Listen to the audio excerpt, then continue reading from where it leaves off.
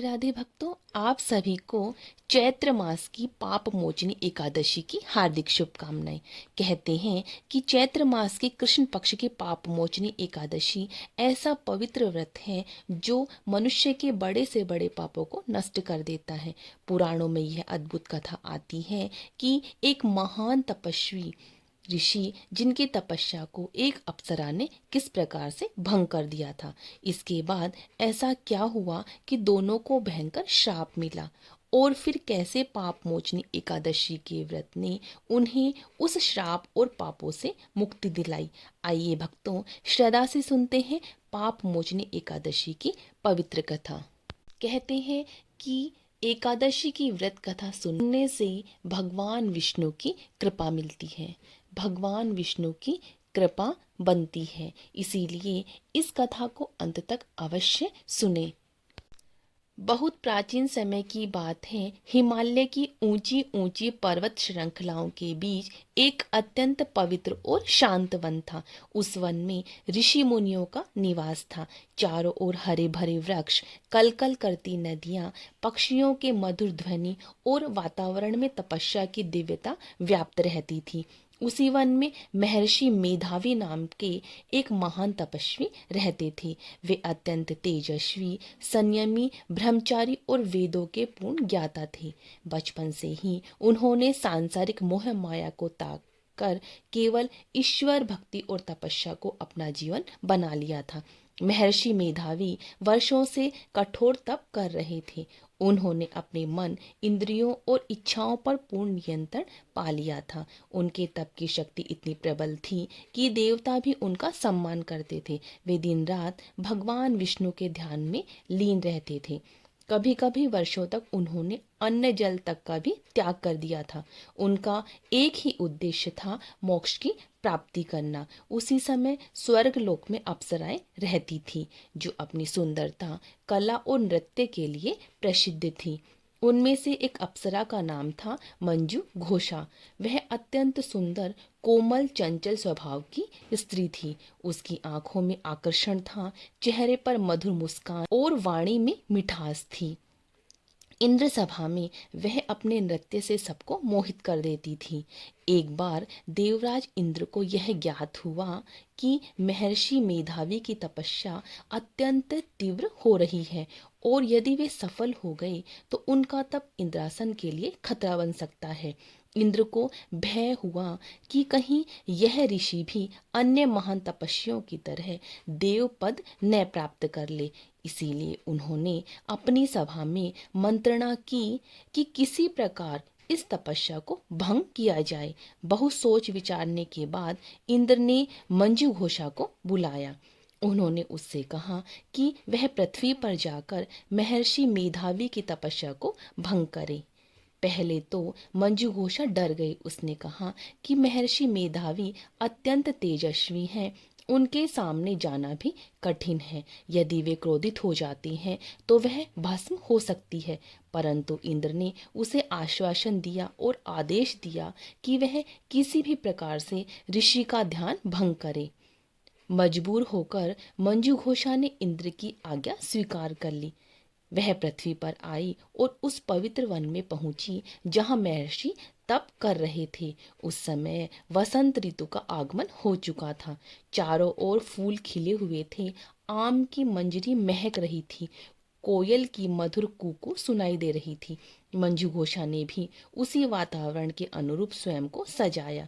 उसने सुंदर वस्त्र धारण किए, सुगंधित पुष्पों से अपने बालों को सजाया और मधुर स्वर में गाना प्रारंभ कर दिया। वह धीरे धीरे महर्षि के आश्रम के पास आई और नृत्य करने लगी। उसकी चाल में लय थी, उसके हाव भाव में आकर्षण था, उसकी आवाज में ऐसी मिठास थी कि सामान्य व्यक्ति तुरंत मोहित हो जाए। लेकिन महर्षि मेधावी ध्यान में लीन थे। उन्होंने आंखें बंद कर रखी थी और भगवान विष्णु के नाम का जाप कर रहे थे। प्रारंभ में उन्होंने मंजू घोषा की ओर ध्यान नहीं दिया। उसका गान और नृत्य उनके तप को प्रभावित नहीं कर पाया। यह देखकर मंजू घोषा ने और अधिक प्रयास किया। वह उनके सामने आकर मधुर स्वर में बातें करने लगी, उनकी प्रशंसा करने लगी, उनकी तप की महानता का गुणगान करने लगी। उसने कहा कि वे संसार में सबसे महान हैं, उनके समान कोई और नहीं है। धीरे धीरे महर्षि का मन विचलित होने लगा। उन्होंने आंखें खोली और पहली बार मंजू घोषा को देखा। उसकी सुंदरता देखकर वे क्षण भर के लिए ठिठक गए। वर्षों से उन्होंने स्त्री के दर्शन नहीं किए थे। उनका मन डगमगाने लगा। मंजू घोषा ने अवसर देखकर अपने प्रेम भाव का प्रदर्शन किया। उसने कहा कि वह अकेली है, दुखी है और ऋषि का सानिध्य चाहती है। उसने भावात्मक बातें की और अपने आंसू दिखाए और अपने सौंदर्य से ऋषि को मोहित करने लगी। धीरे धीरे महर्षि का संयम टूटने लगा। उन्होंने अपने तप को भुला दिया। उनका मन सांसारिक भावनाओं में उलझ गया। अंततः वे मंजू घोषा के प्रेम में पड़ गए। कुछ समय बाद उन्होंने तपस्या त्याग दी और उसके साथ वन में निवास करने लगे। दोनों ने पति पत्नी की तरह जीवन व्यतीत किया। वर्षों बीत गए, उनका एक पुत्र भी हुआ। महर्षि अब तपस्वी नहीं बल्कि एक गृहस्थ की तरह जीवन जीने लगे थे। लेकिन समय के साथ उनका विवेक टूटने लगा। एक दिन वे नदी किनारे बैठे हुए अपने पुराने जीवन को याद करने लगे। उन्हें स्मरण आया कि वे किस उद्देश्य से तप कर रहे थे और कैसे उन्हें अपने पतन का एहसास हुआ। उन्होंने गहराई से आत्मचिंतन किया और समझ गए कि यह सब इंद्र की चाल है। वे बहुत दुखी हुए। उन्हें अपने किए पर पश्चाताप होने लगा। एक दिन उन्होंने मंजू घोषा से कहा कि अब वे फिर से तपस्या करना चाहते हैं और ब्रह्मचार्य का पालन करेंगे। यह सुनकर मंजू घोषा चकित रह गई। उसने रोते हुए कहा कि उसने सब कुछ त्याग कर उनके साथ जीवन बिताया है, परंतु महर्षि का हृदय अब वैराग्य से भर चुका था। उन्होंने मंजू घोषा को बताया कि यह जीवन संबंध उनके आध्यात्मिक पतन का कारण बना है। उन्होंने उसे जाने को कहा। मंजू घोषा बहुत दुखी हुई। तब उसने सत्य स्वीकार किया कि वह इंद्र की आज्ञा से आई थी। यह सुनकर महर्षि और अधिक व्यथित हो गए। उन्होंने क्रोध में आकर उसे शाप दे दिया कि वह पिशाचनी बन जाएगी। शाप पाते ही मंजू घोषा भयभीत हो गई। वह रोने लगी, गिड़गिड़ाने लगी और क्षमा मांगने लगी। उसने कहा कि वह मजबूर थी, उसने जानबूझकर पाप नहीं किया।